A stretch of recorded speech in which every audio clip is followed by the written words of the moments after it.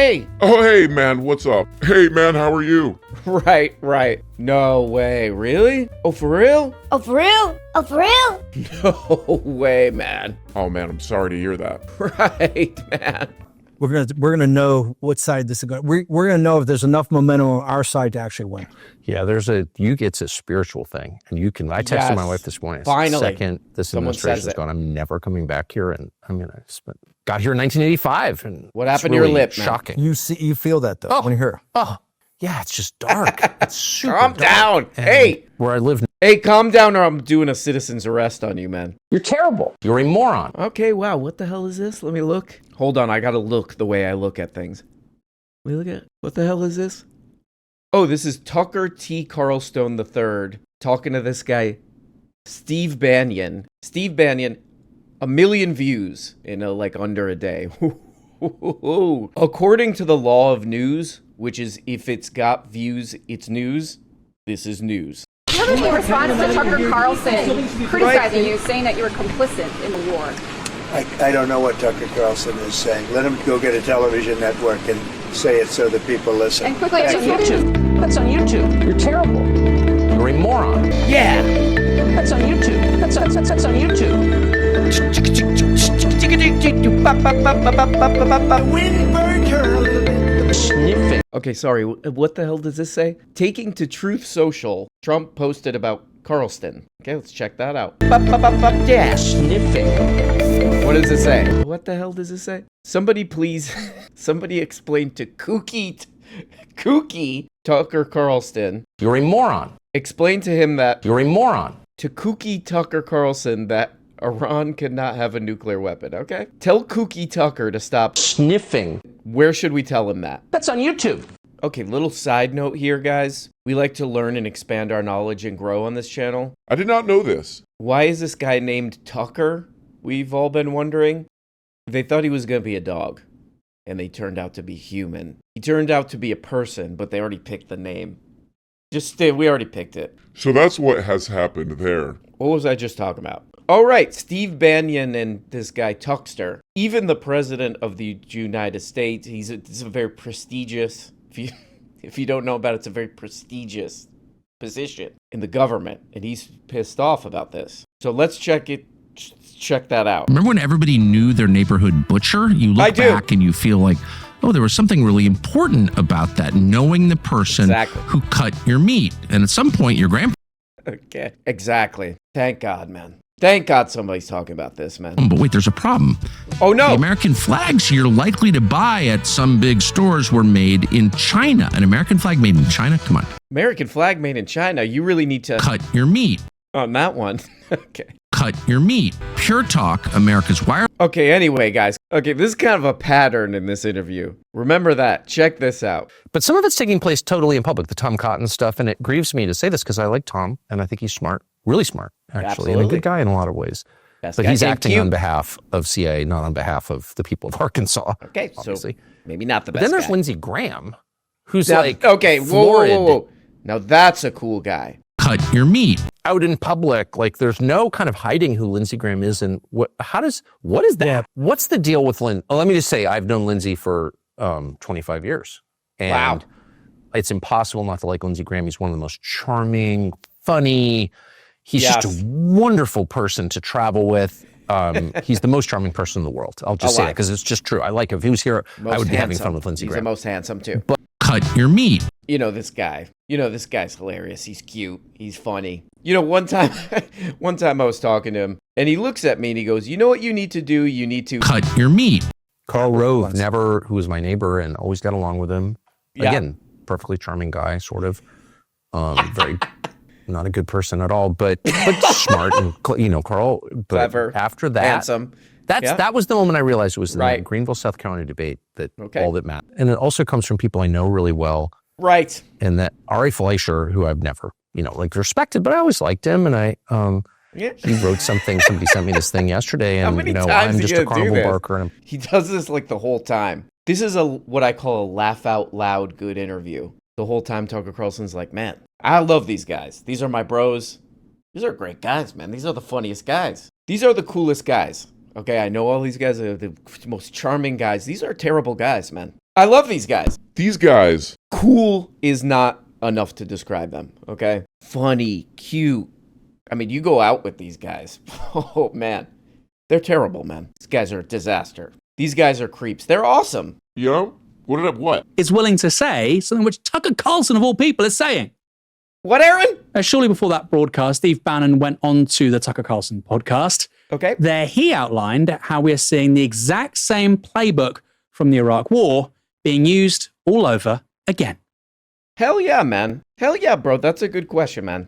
How did all this crap happen? How did we get into that Iraq war mess? That's sick, man. This has 156 views. I had to really dig to find this. This is called, what the hell is this goddamn stupid called? What the hell is this goddamn stupid thing called?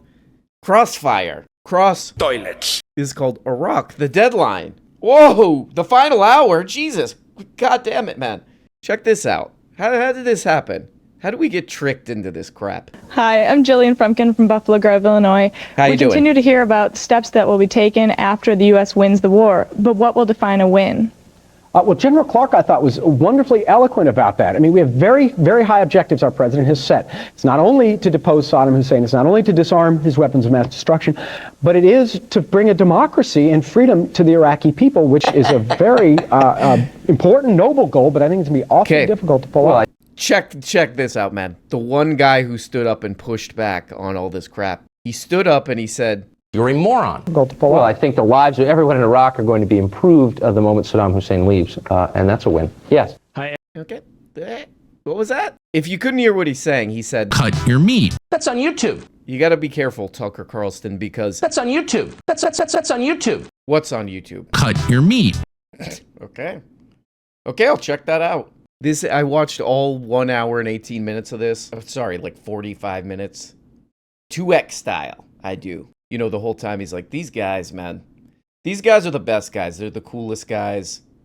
They're disgusting, also. They're my best friends. They're awful. Also, can you believe these sickos lied us into this war in the early 2000s? I mean me. I'm talking about me, by the way, on that too. Hey, shut up, man. Hey, shut up. Give this guy a break, though. There's no way of that he could have known. There's no way that he could have known, man. You know, now he knows. He's like, oh, man, look. I'm going to kind of leave out that I was a big part of the propaganda for that. I'm going to leave that one out. It's only got 100 views on YouTube, you know. Leave that out. But we got to give this guy a break because, you know, nobody knew, man. Nobody knew that these people were lying. And that he's all pissed off about this now. Him and Steve Bannon, they're all pissed off. Oh, man, they lied about that thing, that Iraq war thing. They were lying. But, hey, you know, now we know. Now we know. Nobody knew back then. Cut your meat. Scooter. Janine's interview with O'Reilly on March 6, 2003 was so brilliant that we're still talking about it 11 years later. Has Bill ever called to apologize? No. Actually, I was on his show like 5 times, so I don't know which particular one, but there was the one where I said I would, if I was wrong about Iraq, and I actually hoped that I would apologize to Lynn Cheney, something like that. Right. And he said something like, if this takes longer than a month, I will apologize. No, I'm not sure if that was that one, but I know that, and then he said I don't even know if he offered to apologize, but he, on multiple occasions on his show, called on me to apologize because I was so wrong about Iraq. And then Joe Scarborough gave me the Black Crow Award. This is serious. Take this seriously. Guys, you need to cut your meat and get serious. I've seen a lot of headlines and YouTube videos about this where they're like, oh my God, wow, this is amazing. Oh, this is crazy. You know, these what would you call them? Conservative influencers. Oh God, they're breaking ranks. They didn't want war. Now they're like, this is the same old crap all over again, man. They're not going in lockstep, man. They're breaking away. They're sick of it. But really, I watched this whole interview. It's an hour and 18 minutes long. And basically they're doing they're doing like the social media version of what Tucker Carlson was doing in the early 2000s. You know, back then he got his orders. Hey, go sell this goddamn thing, you little bow tie freak, you know? Now the new version of that is like, hey man, we don't like the wars and we were saying this guy's gonna stop wars, but now that's clearly not true. He's gonna go in there, he's gonna fight that deep state. Oh, but no, he didn't. He got outsmarted by them, I guess. I don't know. No, maybe he is fighting them. It's just he's defeating them, but not right now. Is that okay? It is funny. I think this is why I like watching all this conservative media, because it's just like trying to watch somebody get out of some trap or something. Trying to watch like a mouse get out of one of those mazes or whatever the hell that crap is. It's like trying to watch somebody cut your meat. You know, because they're like, oh man, this guy's going to fight the deep state, man. And then Trump goes on social media is like, Kooky Tucker, he's got a dog's name. Tell him that he doesn't know what the hell he's talking about. We got to go in there. Full war in there. So now what do you do? Now what do you say? Oh, he was blackmailed and bribed? No, I can't. I can't say that either. That's really what this whole 1 million views in under a day video is. It's not like interesting politically. You don't get any insights from it. It's not even what people are saying like, oh, there's a split. There's a split in the crap, man. No, it's just two guys, two media perverts trying to figure out how to lose as little of their audience as possible. That's pretty much it. That's what we have, and that's what President Trump, the promise of President Trump, yes, is to break that. The American people don't want it. They hate it. Finally. Now, they need the tools to do it, and that's why I think this next couple of 100 days coming after the 10th anniversary. Thank you, Steve. Okay, hell yeah, that's Steve Bannon. My favorite thing about Stephen James Bannon is he's got the, like, pens. He's always got the pens, like, in his shirt, you know. He's always got the 3 pens. They call him Stevie 3 pens. And the reason he has those pens in there is because somebody might be like, Steve, quick, write something down. He's like, Steve, my dry cleaning needs to be picked up immediately. What's the address? So that's what that is, man. So, but anyway, Steven and the other guy, they're going on and on droning. People are saying, nah, I don't believe that. I think this is a great discussion. But these guys are for normal people, okay? Normal people are sick of all this kind of crap. And clearly the guy that they like, who they have to say they like for their audience, he's not maybe what is the solution. Because he's calling them both morons. So what do we do? Should people do what they've always done, you know, to make any progress in the world? You know, like the civil rights movement, getting out there, protesting. That's probably the answer, right? Right? Go even harder with that. This seems like a diversion. What? I don't know. There's something about it. Seems like a diversion. What the fuck? Cut your meat. Oh, goddammit. Let's check this out. Look at my penis. Cut your meat. That's right. When that sound plays, you know it's a newsman alert. It's a full-on newsman alert. Check out what this goddamn guy's talking about. Jon Stewart. Who? Jon Stewart. Very critical of the U.S. getting involved in a war in Iran. Right. Except he spends his time discrediting right-wing voices that want us to avoid war with Iran. Okay. I wonder why that is. Well, my friends, I will play the clip. Okay, this is funny. The newsman, what was he talking about? Oh, he's talking about some Jon Stewart clip. I went and watched this Jon Stewart clip, and he's basically just saying, like, oh yeah, there's some anti-Iran war with Iran right-wingers, or at least they say they are. And he's like, okay, that's good. That's a good position. But they're not really anti-military, anti-war, because they want the military to go, I don't know, round up protesters or something, so whatever. Nothing shocking, pretty obvious point there. Tim Pool is going to absolutely dunk on the ass of, what the hell is the goddamn guy's name? But Jon Stewart is a hypocrite and a liar. Whoa! That's a lot, man. The MAGA mindset appears to be, we didn't vote for foreign wars. Okay. We voted for civil war. Ah, but he's lying. The battle for America was going to take place in Los Angeles. The only way to win here is to double and triple down. Not once did Steve Bannon say in that clip, deploy the military. He simply said, this is war. We've got to double and triple down. What does that mean? It's all pulled out of context, and this is the dirty game Jon Stewart plays. John, stop being so scummy. But you know what the problem is? That's what his show is and always has been. Oh, man, this guy rules. Okay, so if you didn't catch what Tim Pool was saying there, he's like, hey, man, this Jon Stewart, what he called him, a scumbag? He called him a... pendejo. Because he's like, Steve Bannon never said in that clip that he wants the military to get these protesters. Okay, again, I did watch this whole 1 hour, 18-minute Tucker Carlson thing. Here's Steve Bannon. That's why you have to... Okay, hey, shut up, Steve, man. You're gonna make Tim Pool look bad. Oh, no, wait. He said in that clip. So he gave himself maybe a little out of some kind. The MAGA mindset appears to be, we didn't vote for foreign wars. We voted for civil war. Ah, but he's lying. The battle for America was going to take place in Los Angeles. The only way to win here is to double and triple down. Not once did Steve Bannon say in that clip, deploy the military. He simply said, this is war. We've got to double and triple down. What does that mean? Even that. And if you need to send in the Army, if you need to send in federalized National Guard, we're doing child abuse right now. I'm sorry. This guy, he is a little kid. I think you have to mark when you upload a YouTube video, are you making fun of little kids in this video? And I'm going to have to check yes, and I'm going to get flagged.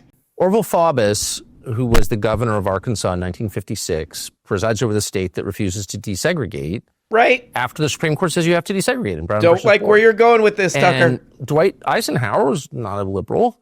Right. Says you can't ignore federal authority on a federal issue. This is a Supreme Court decision. And he sends the 101st Airborne to Little Rock, to Central High School, and says, sorry, you're going to desegregate. Now, whatever you think of that, it's kind of disgusting in certain ways, but it's also essential. Wait. Yeah, so I have been seeing a bunch of videos and stories and stuff. They're like, wow, there's a split, you know? They're like, oh, wow, there's a split. These guys, they're anti-war. You know, maybe they are. Maybe they're like, even though this guy was one of the main salespeople of the Iraq War, you know, he's like, well, I really learned my lesson from that. You know, I guess we could give them some credit for that, but also, like, they're also nut jobs. Like, these are two nut jobs. Hey, I don't know, what's the difference? I don't know, what's the difference? What's the difference between the government saying, hey, you can't do segregation anymore, which, did I mishear him? He said might be disgusting. What's the difference between that and the government making people do segregation? Why are they mad about this? You know, yeah, they're nut jobs. These are lunatics. Oh, there's a MAGA split or whatever. You know, especially these guys, these like propagandists. These are crazy people. These are, you know. Okay, so everybody's making videos about this video with Stephen Bannon,